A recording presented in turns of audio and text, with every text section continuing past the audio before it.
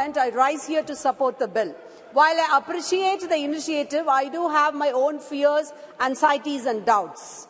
Sir, I opened up to read the bill with huge expectations that it will lead women to enter into untrodden paths. So far, they have not experienced and into uncharted territories. But again, I ended up with huge disappointment. It is like a post-dated check in a bankrupt bank. And it's like a betrothal with so many ifs and buts, and we are not sure when it is going to culminate in an utopian marriage, sir. Sir, this bill, Women's Reservation Bill, is a matter of right, not favor. And with all humility and dignity, I would like to profess to the House through you, sir, reservation is our birthright, sir. While we, the DMK party, welcome the bill and support the bill, I would like to also remind you that, sir, only not in this millennial era, women are empowered. Back in Sangam era, 3,500 years ago, in our Tamil soil, we have seen empowered women. Our celebrated poetess Avayar, for example, wrote Mudurai, a manual for wise living for all of them.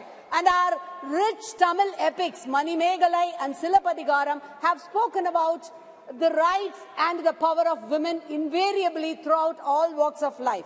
Sir, Tamil Nadu is a role model state, and this bill has been perpetuated and had been put forth by so many male political parties, but the seed is sown in the soil of Tamil Nadu by the Dravidian movement.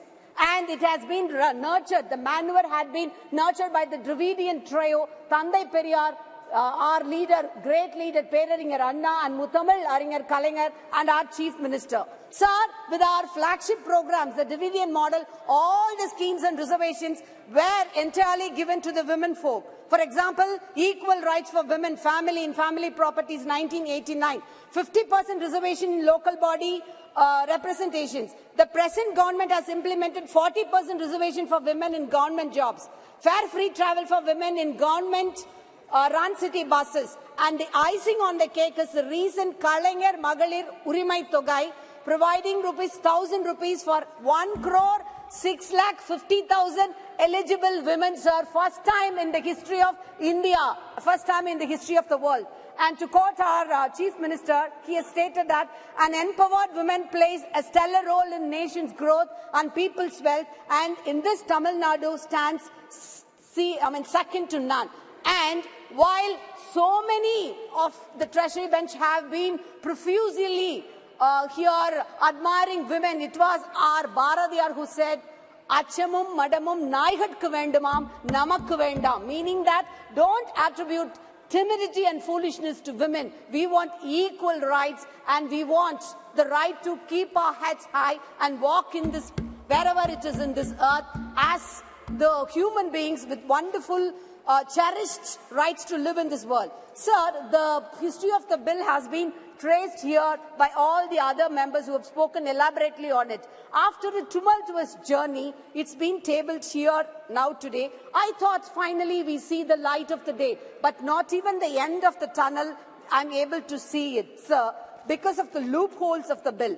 It's being introduced in Hindi, sir, here. While introducing it here, our Honorable Prime Minister and the Union Law Minister called it as Nari Shakti Vandan Adhiniyam.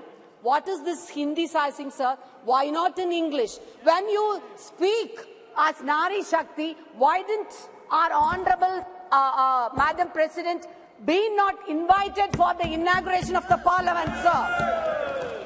And then again, sir, another thing, no special quota for the physically challenged women for the inclusion of the bill. That's another grave loophole in that. Inclusivity of queer community is totally a grey area in it. And also, why is there no reservation in Rajya Sabha or State Legislative Council?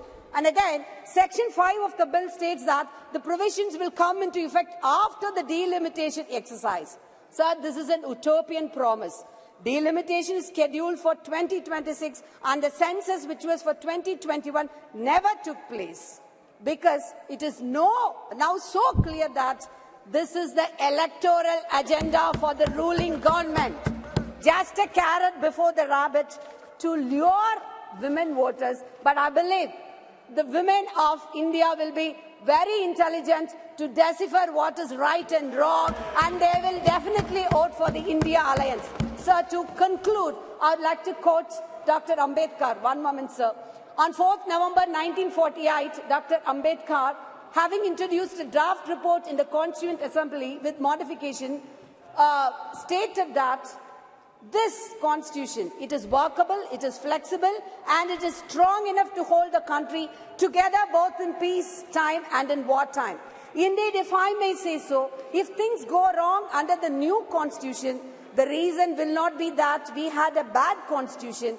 What will we will have to say is that man was vile. So I would unquote. So I would, through you, sir, humbly request the lawmakers that whenever they amend our constitution, they should remember this statement of our dear Dr. Ambedkar, that it should reap the fruits quickly so as to be enjoyed in time. Sir, this bill should be implemented as quickly as possible before this commencement of this 24 elections. If implemented soon, it may be a small step for a woman, but a giant leap for womankind. Thank you very much, sir. Very good. Thank you very much. Next speaker now, the Honourable Minister, Srimati Anupriya Patel ji, would like to intervene in the debate.